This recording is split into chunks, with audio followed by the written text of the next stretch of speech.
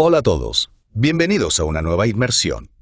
Listos para profundizar. Exacto. Y esta vez nos vamos a sumergir en el mundo de la enseñanza efectiva, con los principios de instrucción de Barak Rosenshein. Interesante. ¿Sabe?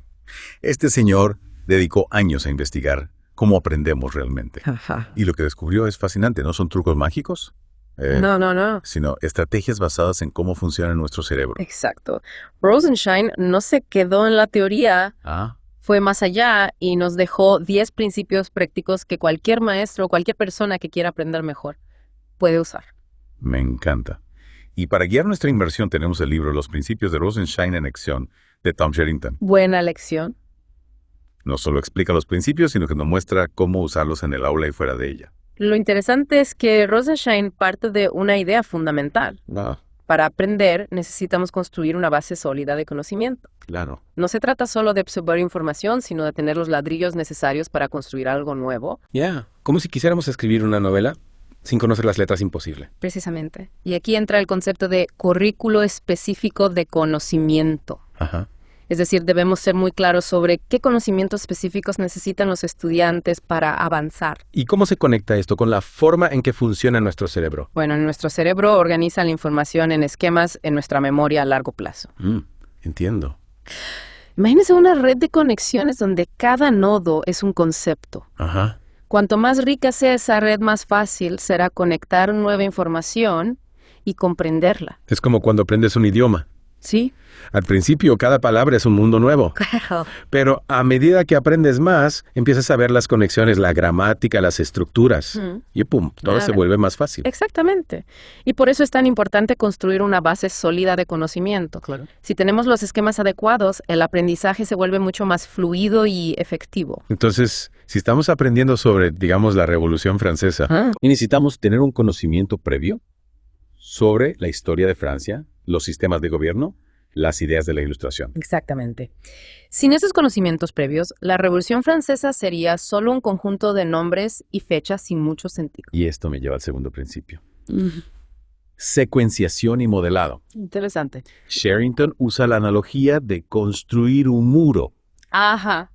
No podemos simplemente poner ladrillos al azar, ¿verdad? No. Necesitamos un orden, una secuencia lógica. Y no solo eso. ¿Qué más? También necesitamos ver cómo se hace. Yeah. Aquí es donde entra el modelado. Es como si un maestro albañil nos mostrara cómo colocar cada ladrillo, la técnica, la precisión, los detalles. Es como ver a un chef preparar un plato complicado. Sí, No solo te dan la receta, sino que te muestran cada paso, cada movimiento, cada secreto. claro. Y al ver a un experto en acción, Sí. nuestro cerebro puede capturar los pasos, las técnicas, las decisiones que se toman. Ajá. Es mucho más efectivo que simplemente leer una explicación. Y hablando de explicaciones, Sherrington habla de la importancia de los ejemplos resueltos. ¿Puede explicar un poco más sobre esto? Los ejemplos resueltos son como mapas que nos guían a través de la solución de un problema. Ya veo. Nos muestran cómo se aplica cada paso, Ah, lo que reduce la carga cognitiva y nos permite centrarnos en el proceso sin perdernos en los detalles. es como tener un GPS para el aprendizaje, ¿no? Exacto. Te indica el camino paso a paso para llegar a tu destino. Esto nos lleva al tercer principio, Ya, el arte del cuestionamiento. interesante. Rosenshein creía que los maestros efectivos hacen muchas preguntas, pero no cualquier tipo de preguntas. Claro, no se trata solo de preguntar alguna duda. Ya está. No, para nada. Se trata de hacer preguntas que realmente provoquen el pensamiento, Ya. que obliguen a los estudiantes a elaborar, a justificar, a conectar ideas. ¿Y qué tipo de preguntas son esas? Bueno, Sherrington menciona varias técnicas interesantes. Ah, Por ejemplo, la llamada en frío, que consiste en elegir estudiantes al azar para que respondan, lo que mantiene a todos alerta y participativos. Esa siempre me ponía nerviosa en clase. Pero enciende su propósito. Claro. Te obliga a estar atento y a procesar la información constantemente. Exactamente. También está la técnica sin exclusión voluntaria, que da a los estudiantes que dudan una segunda oportunidad para practicar y llegar a la respuesta correcta. Es una forma de crear un ambiente seguro donde los errores se ven como oportunidades de aprendizaje. Precisamente. Y hay otras técnicas, como dilo de nuevo mejor, que anima a los estudiantes a refinar sus respuestas. Ya. O piensa en pareja comparte, que les da tiempo a procesar la información y practicar antes de compartirla con el grupo. Me encanta esa. Piensa en pareja, comparte. ¿Verdad? Permite a los estudiantes más tímidos o introvertidos participar de una forma más cómoda. Exacto. Y todas estas técnicas, aunque fueron diseñadas para el aula, pueden ser muy útiles en cualquier ámbito. Desde una reunión de trabajo hasta una conversación con amigos, el arte de hacer buenas preguntas puede mejorar la comunicación y el aprendizaje. Sin duda. Y hablando de mejorar el aprendizaje, el cuarto principio de Rosensheim es práctica, práctica, práctica. Suena bastante obvio, ¿no? Sí, un poco. Pero a menudo lo olvidamos. Ya. Rosensheim no se refiere solo a hacer ejercicios de memoria, sino a comprender que la práctica constante, tanto guiada como independiente, es fundamental para cualquier tipo de aprendizaje. Es como aprender a tocar un instrumento musical o un nuevo idioma. Claro.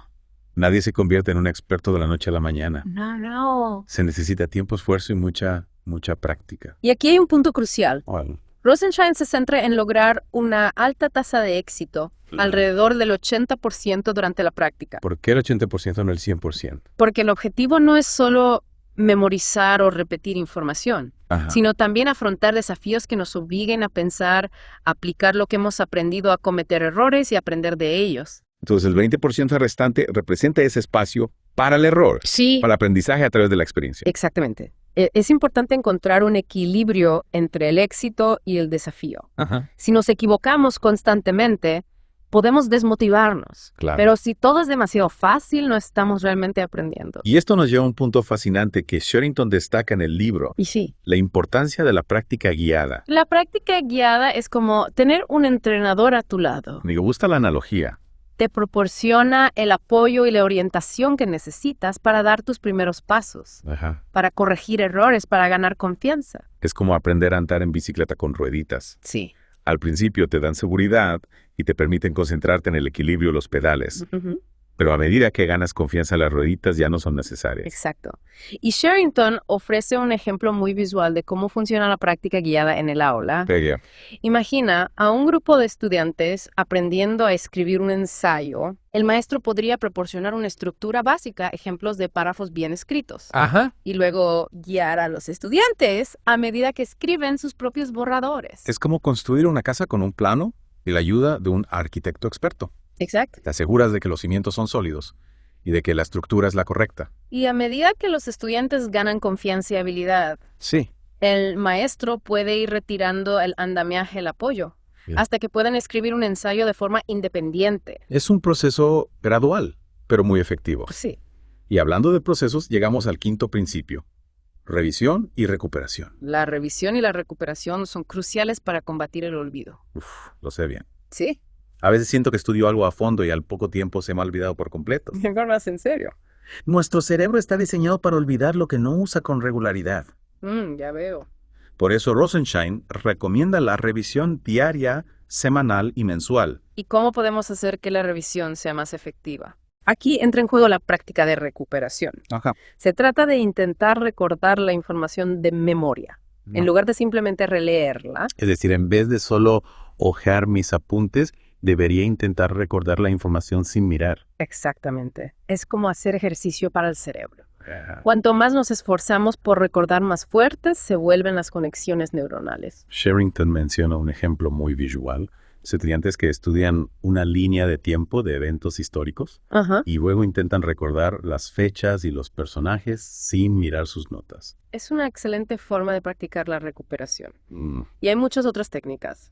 Usar flashcards, hacer resúmenes, explicar el tema a otra persona. La clave es ser creativos y encontrar métodos que nos resulten atractivos y efectivos. Exactamente.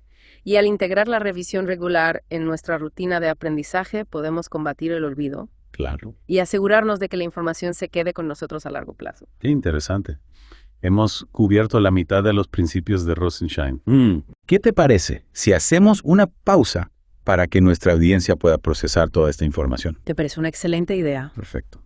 Volveremos en la segunda parte para explorar los 5 principios restantes Estupendo. y ver cómo podemos aplicarlos para convertirnos en aprendices más efectivos en cualquier área de nuestras vidas. No se lo pierdan. Retomamos nuestra inmersión en los principios de instrucción de Rosensheim. Ya hemos explorado la importancia del conocimiento previo, la secuenciación, el modelado o cuestionamiento efectivo y la práctica constante. Exacto. Vimos cómo estos principios basados en cómo funciona nuestro cerebro pueden ayudarnos a aprender y recordar información de manera más eficaz. Ahora nos adentraremos en los 5 principios restantes. Comencemos con el sexto. Verificar la comprensión. Interesante. Este principio subraya la importancia de asegurarnos de que realmente estamos aprendiendo, no solo escuchando o leyendo pasivamente. Claro, como cuando leemos un libro. A veces pasamos las páginas sin realmente comprender lo que estamos leyendo. Solo estamos decodificando las palabras, pero no estamos creando significado. Rosenshine compara la verificación de la comprensión con un médico que examina a un paciente. No basta con escuchar los síntomas. El médico necesita pruebas, análisis para hacer un diagnóstico preciso. Ya. Del mismo modo, los maestros deben buscar evidencias reales de que los estudiantes están aprendiendo no solo a sentir con la cabeza. Y esto implica ir más allá de las respuestas superficiales. No se trata solo de preguntar alguna pregunta, sino de hacer preguntas que realmente revelen la profundidad de la comprensión. Correcto. Se trata de hacer preguntas que obliguen a los estudiantes a elaborar, a explicar, a justificar sus respuestas, a conectar ideas, a aplicar lo que han aprendido a nuevas situaciones. Es como pelar una cebolla capa por capa hasta llegar al núcleo del conocimiento. Y cada pregunta es una herramienta para ir más profundo. Exactamente. Y esta verificación de la comprensión no es un evento único, sino un proceso continuo a lo largo de la lección. No se trata solo de hacer un examen al final, sino de integrar la comprobación de la comprensión en cada etapa del aprendizaje. Entonces, un buen maestro está constantemente tomando la temperatura de la clase, asegurándose de que todos estén a bordo, ¿no? Así es. Y esto nos lleva al séptimo principio. Obtener una alta tasa de éxito. Ajá. Rosenshine observó que la práctica para ser efectiva debe conducir al éxito la mayor parte del tiempo. Tiene sentido. Si nos equivocamos constantemente, podemos desanimarnos y abandonar. Pero si experimentamos el éxito con regularidad, nuestra confianza crece y estamos más motivados para seguir practicando. Rosenshine sugiere que la tasa óptima de éxito durante la práctica es de alrededor del 80%. ¿Por qué el 80%, no el 100%? ¿No sería mejor acertar siempre? No necesariamente. El objetivo no es solo memorizar o repetir información, sino también afrontar desafíos que nos obliguen a pensar aplicar lo que hemos aprendido. El 20% restante representa ese espacio para el error, para el aprendizaje a través de la experiencia. Es como cuando aprendemos a andar en bicicleta. Si nos caemos constantemente, podemos desanimarnos. Pero si nos caemos de vez en cuando, aprendemos a levantarnos y a hacerlo mejor la próxima vez. Exactamente. Y este principio se conecta con el octavo, proporcionar andamios para tareas difíciles. Andamios, me gusta la imagen. Es como si necesitáramos un apoyo temporal mientras construimos algo nuevo y complejo. El andamiaje consiste en brindar apoyo temporal a los estudiantes mientras aprenden tareas desafiantes. Es como tener un entrenador que nos guía, nos anima, nos corrige mientras desarrollamos una nueva habilidad. Y a medida que ganamos confianza y competencia, el andamiaje se retira gradualmente hasta que podemos realizar la tarea de forma independiente. Exactamente. Es como aprender a nadar con un flotador. Al principio nos da seguridad y nos permite concentrarnos en los movimientos. Pero a medida que nos volvemos más fuertes y hábiles, el flotador se vuelve innecesario. Y hay muchas formas de proporcionar andamiaje. Sí, puede ser a través de ejemplos resueltos, indicaciones, listas de verificación, diagramas, o incluso modelar el proceso de pensamiento en voz alta. Sherrington menciona un ejemplo muy interesante. ¿Cuál? Un maestro que modela cómo resumir un párrafo pensando en voz alta para que los estudiantes puedan seguir su proceso de razonamiento. Es como si el maestro estuviera abriendo su mente para que los estudiantes vean cómo funciona, cómo procesa la información, cómo llega a las conclusiones. Es una forma muy poderosa de enseñar. Y el andamiaje no solo se aplica a los estudiantes, sino a cualquier persona que está aprendiendo algo nuevo. Claro. Si estamos luchando con una tarea, podemos buscar recursos, tutoriales, ejemplos que nos ayuden a comprender los pasos y las técnicas. Qué importante es eso, no tener miedo de buscar ayuda, de usar andamios cuando los necesitamos. Completamente. Una vez que hemos dominado los conceptos básicos con la ayuda del andamiaje, estamos listos para el noveno principio. Práctica independiente. Esta es la hora de la verdad, ¿no? El momento de volar solos. La práctica independiente es crucial para consolidar lo que hemos aprendido y desarrollar fluidez. Es que el momento en que los estudiantes o cualquier aprendiz ponen a prueba sus conocimientos y habilidades sin la guía directa del maestro. Es como si un atleta entrenara, solo poniendo en práctica todo lo que ha aprendido con su entrenador. Rosenshine enfatiza que esta práctica independiente debe estar cuidadosamente alineada con la práctica guiada. No se trata de saltar a tareas demasiado difíciles, sino de construir sobre lo que ya se ha dominado. Entonces, si en la práctica guiada estuvimos trabajando en la resolución de ecuaciones de primer grado, la práctica independiente debería incluir ejercicios similares, no ecuaciones de segundo grado. Exactamente. La práctica independiente debe ser desafiante, pero no abrumadora. Y aquí es donde entra en juego el 10º y último principio: revisión semanal y mensual. Ajá. volvemos a la lucha contra el olvido. Ya hablamos de la importancia de la revisión diaria y de la práctica de recuperación. Pero ahora Rosensheim nos propone una visión a más largo plazo. La revisión semanal y mensual nos ayuda a mantener la información fresca en nuestra mente y a fortalecer las conexiones en nuestro cerebro. Es como regar una planta. Si no la regamos con regularidad, se marchitará y morirá. Del mismo modo, si no revisamos lo que hemos aprendido, la información se desvanecerá de nuestra memoria. Qué buena analogía. Y Rosensheim recomienda una variedad de técnicas de revisión, ¿verdad? Sí, prueba resúmenes, mapas conceptuales, repasar las notas de la clase, intentar explicar el tema a otra persona, crear nuestros propios materiales de estudio. La clave, como decíamos antes, es ser creativos y encontrar métodos que nos resulten atractivos y efectivos. Y con esto hemos recorrido los 10 principios de Rosensheim. Pero antes de terminar, me gustaría volver a la pregunta que planteabas al principio. ¿Por qué no se utilizan estos principios de forma más generalizada si son tan efectivos? Es una pregunta que nos invita a reflexionar sobre los desafíos que enfrentamos como educadores, como aprendices, como sociedad. A veces la inercia, la resistencia al cambio, la falta de tiempo, la falta de recursos, todos esos factores pueden obstaculizar la implementación de nuevas ideas, incluso si son buenas ideas. Es como si tuviéramos un mapa del tesoro, pero no nos atreviéramos a salir a buscarlo. Mucho ha sido un viaje intenso, ¿no? Sí, la verdad es que sí. Hemos llegado al final de nuestra inmersión en los principios de instrucción de Barak Rosensheim. Ha sido un viaje fascinante, a través de 10 principios que, basados en décadas de investigación, pueden transformar la forma en que aprendemos y enseñamos. Desde la importancia del conocimiento previo hasta la práctica constante, la revisión regular y el arte del cuestionamiento efectivo. Hemos visto cómo cada principio se conecta con la forma en que nuestro cerebro procesa y retiene información. Y lo que más me ha impactado es que estos principios no son solo para el aula. Podemos aplicarlos en cualquier área de nuestra vida, ya sea que estemos aprendiendo un nuevo idioma, una habilidad profesional o simplemente explorando un tema que nos apasiona. De hecho, creo que al preparar este episodio, yo misma he puesto en práctica varios de estos principios. Me alegra escuchar eso. Y es que al final los principios de Rosensheim nos proporcionan una hoja de ruta para el aprendizaje efectivo, una guía que nos ayuda a navegar por el complejo mundo de la información y a convertirnos en aprendices más competentes y seguros de nosotros mismos. Exacto. Y me gustaría destacar algo que Sherrington menciona al final del libro. ¿Qué cosa? Si estos principios son tan efectivos, ¿por qué no se usan más ampliamente? Es una pregunta que nos invita a reflexionar sobre los desafíos que enfrentamos, como educadores, como aprendices, como sociedad. Tienes razón. A veces nos cuesta salir de nuestra zona de confort, probar nuevas estrategias, desafiar las formas tradicionales de hacer las cosas. Pero creo que el primer paso para el cambio es la conciencia. Totalmente. Y al compartir estas ideas, al explorarlas en detalle, al conectarlas con ejemplos concretos, esperamos haber despertado la curiosidad y la motivación para aplicar estos principios en la vida de nuestros oyentes. Y recordemos que el aprendizaje es un viaje continuo, no un destino. Siempre hay más que aprender, más que explorar, más que mejorar. Así que los invito a reflexionar sobre su propia experiencia como aprendices. ¿Qué principios les resuenan más? ¿Cómo pueden integrarlos en su rutina diaria? ¿Qué cambios pueden hacer para convertirse en aprendices más efectivos y apasionados? Y los animamos a compartir sus reflexiones, sus experiencias, sus ideas en los comentarios de este episodio. Juntos podemos crear una comunidad de aprendizaje donde el conocimiento se comparte, se celebra y se utiliza para construir un futuro más brillante. Gracias por acompañarnos en esta inmersión profunda. Hasta la próxima.